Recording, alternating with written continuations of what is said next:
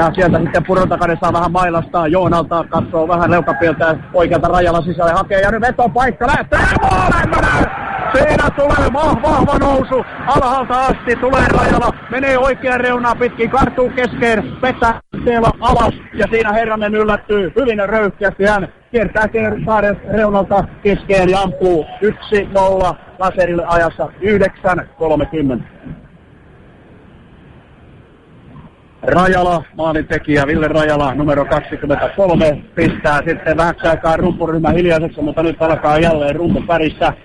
Roki on takaaja ja Rokihan on keskikainen laseripelaaja kärkkäiseltä. Ne tulee kuitenkin Södövauhdilla tilalle. 5-5 vastaan nyt sitten palataan pitkään kiekko tulee kohti laseripäätä ja Södö nappaa kiekolle. Hyvä pystysyöttö, mutta ei saako mukaan ja jalalla potkaisee Kärnekille vetopaikkaa. Ja maali! Otetaan komea! Se oli hieno veto, ei ollut Kärnekki, joka tuo maali veti, vaan Matias Huikari. Siinä jalalla mielestäni Kähönen potkaisi kiekon eteenpäin. Näytti siltä, että hän olisi saanut kiekon mailallaan, jos olisi halunnut, mutta ei ottanutkaan pientä jalkokikkaa ja jalkakikasta pääsee Vakir Huikari pommittamaan kiekon maaliin 2-1 laserille. Ja nyt hyökkäys päätyy, ne tulisi laittaa. Ai kun Astantavarissa tulee Huikari taitavasti ja veto ja paikka ja maali! Olepa komea pussi. Hakkarainen tekee, märättää Huikari, luikertelee ahtasta välistä.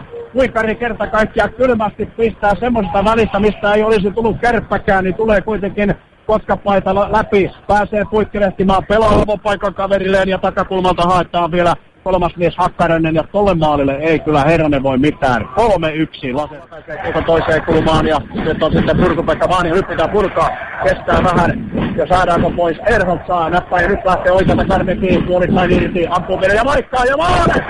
Alukun oli hyvä, sinne keskelle pistää ja Mäkelä tuulettaa. Vasta hyökkäyksillä on Laser tänään iskenyt maaleja ja nyt näkee jo osan katsomosta nousevan seisomaan ja lähtevän kohti näitä portaita ja pois taululle 1-4 ajassa 44-40. Takakulmasta ohi, hyvä veto Kolhoselta, nyt nousee kädellä 5 sekuntia, Eero työntää kiekon hyökkäyksellä ja nyt alkaa juhlat. Sekunti Summeri soittaa ja Messi.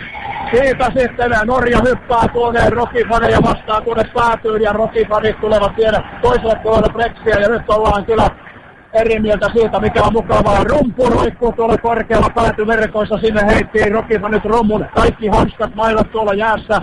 Juhla on alkanut. Laser juhlii nyt nousua tuonne Rovaniemelle fanit, jotkut kiippeilevät tuonne päätybreksin päälle.